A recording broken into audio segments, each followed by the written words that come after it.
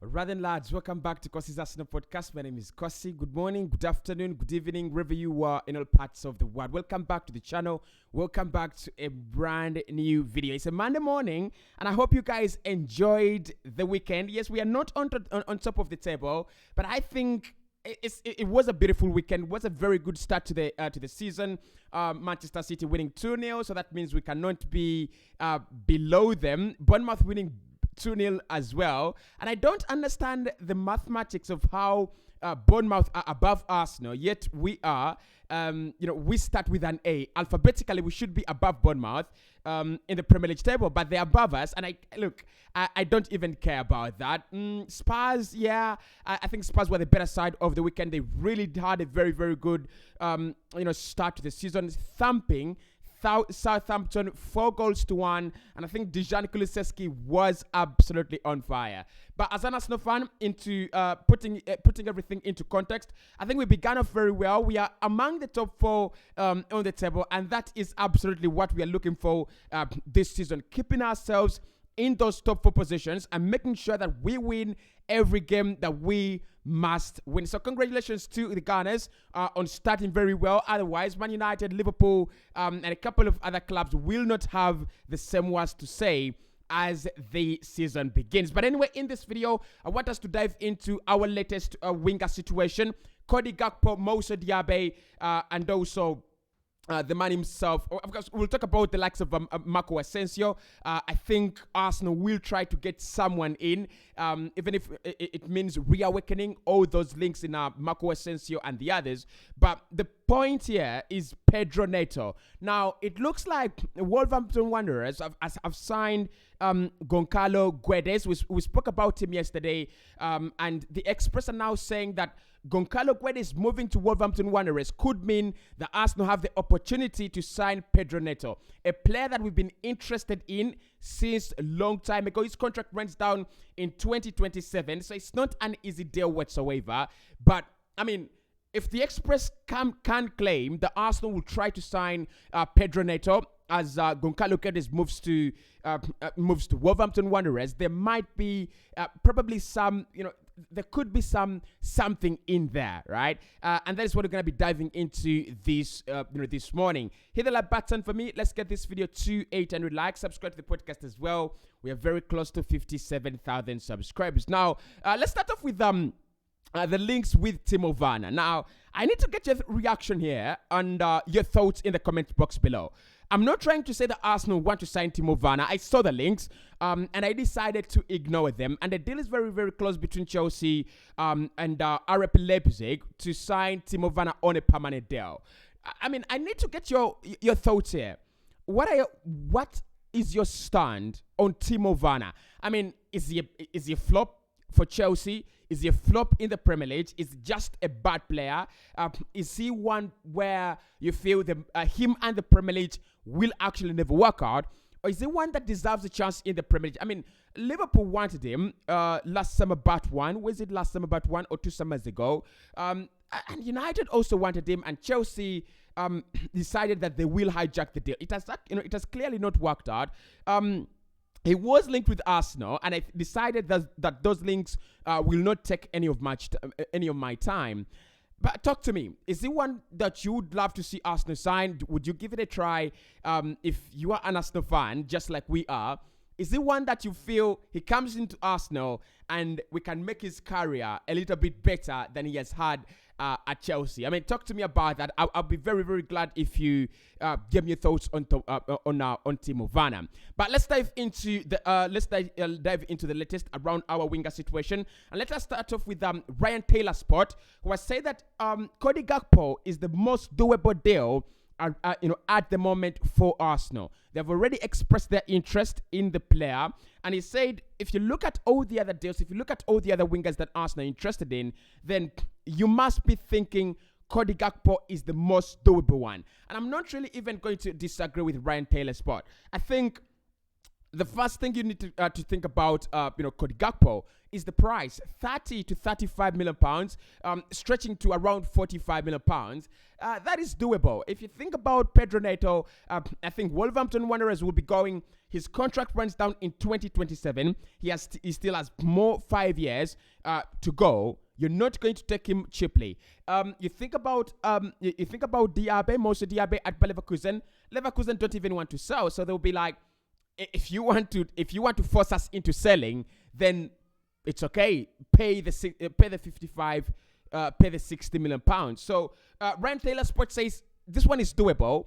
If Arsenal want him, they just need to bid for the player, and everything will actually work out. Simultaneously. As long as you send a bid in, everything will work out simultaneously. Now, I understand with Cody Gakpo, Leeds United are interested. A rumored bid for Nottingham Forest has also been registered. Like I said, a rumored bid. I'm not 100% sure there that they have sent it in because it doesn't come from any credible source. But I've seen a couple of outlets reporting that there is a bid for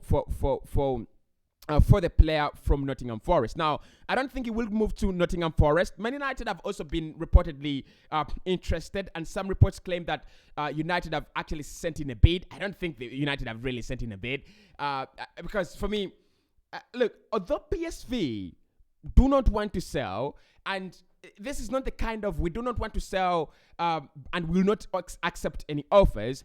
They will accept offers, but they are, I think they are. Inside them, they are praying no offer comes in because they know they don't have the resolve, they don't have the groove to reject any offers, right? So, in my opinion, PSV will get the money, any kind of money in the region of 30 million. They will accept that offer. So, Ryan Taylor Sport is right to say Arsenal should go for Cody Gakpo because that is doable and it will take less money and less time. And I agree with that. But according to Fabrizio Romano and a couple of other outlets, the priority here is very different. It doesn't look like Cody Gakpo was a priority for Arsenal. Yes, we wanted him, and our interest runs back to a couple of months ago, but he was never Arsenal's priority. Arsenal's priority has always been Moussa Diaby. Interestingly, until now, I thought our priorities were very, very different, but it is Moussa Diaby. Now, Fabrizio Romano confirms that this guy has been on the radar for Arsenal. Edu and Mikelata have followed him for a while. Newcastle have done some background work on Moussa Diaby. There is nothing, as we can confirm now, there is nothing that has happened. There is nothing that has been closed between Newcastle and Leverkusen, and also Newcastle and the player. But they did some background work. They tried to explore a deal, and they thought it was going to be their huge signing of the summer. Let me tell you something. If Arsenal get Cody Gakpo, Moussa Diaby, I'll tell Newcastle. I would suggest that Newcastle sign Cody Gakpo. In my opinion, I think both of them are really exciting. By the way, but I would take Moussa Diaby. He's exciting. He's French. He's played in one of those big leagues in and around Europe. That is in the German Bundesliga. So he has that a little bit more of experience when it comes to how tough European football is than Cody Gakpo playing in the Dutch Eredivisie. I mean, I'm not trying to downplay the Dutch Eredivisie. We've signed Van Persie from Feyenoord, and he actually worked out very well. So, according to Fabrizio, Arsenal have been long-term admirers of Moussa Diaby. It's a deal that is complicated and one that will take a lot of time to get out of the way. You have Nicolas Pepe also influencing that deal. And you also have a couple of other factors that have to be factored in, right? You're looking at Pepe leaving. You're looking at the amount of money they want, the amount of the amount they want in installments, and how many installments they will be willing to take. But at the moment, Moussa Diaby is one to keep an eye on. So it's not Cody Gakpo. It is now Moussa Diaby, one to keep an eye on. Now, the Express have also tried to draw some some guesswork with Pedro Neto, and they've said that now that Goncalo Guedes has signed or is very close to signing for Wolverhampton Wanderers, we could see Pedro Neto moving to Arsenal Football Club. Now, the links between Arsenal and Pedro Neto are not new. Even in June and July, we spoke about them. We spoke about a potential deal for Pedro Neto crossing over to the Emirates Stadium. But that's a deal that will take a lot, in my opinion. It is not as straightforward as the Express have actually noted. They've said, because if I look at what they've said, they've just said Goncalo Guedes moving to Wolverhampton Wanderers simply means that Arsenal can't sign Pedro Neto. It is not that easy. Trust me, it is not that easy. It is not that straightforward. I think Goncalo Guedes moving to probably the right or the left wing at Wolverhampton Wanderers could force Pedro Neto on the other wing. So, and we know that Bruno Lage is okay with having, two very explosive wingers. Yes, they do have Daniel Pedens, very, very flexible. He can play for you as a number 10. He's done that very, very well for them. And he can also play for them on either wing. For me, I prefer Daniel Pedens playing on the right-hand side or the left-hand side rather than down through the middle. So, I mean, when you think about it, they need some reinforcements. So it doesn't directly mean they brought in Goncalo Guedes and it's now time for Pedro Neto to go. He suffered a lot of injuries last campaign, and his campaign was not actually straightforward. So in my opinion, Pedro Neto would actually mean, Goncalo Guedes would actually mean one on the right and one on the left as well. So Pedro Neto on the right, and then Goncalo Guedes on the right. Of course, they also have I think he's called Lee Chan. Is he called Huang Lee Chan? Another very exciting, very exciting forward. So it is. I mean, it's not 100% false that Pedro Neto can move to Arsenal, but for me, it's a deal that could be very complicated and very, very difficult to do. Very, very difficult. Look, that contract until 2027, unless Wolverhampton Wanderers are convinced that this guy doesn't want to stay with them, unless they're convinced that they need the money, and if they've brought in Guedes for 27 million, how much are we going to pay for Pedro Neto? In excess of 50 million pounds, in excess of 60 million pounds. I'm quite not sure, but if you ask me on Pedro Neto, Moussa Diaby and Cody Gakpo, who would I actually go for? I will do a video today about the three of them, compare and contrast.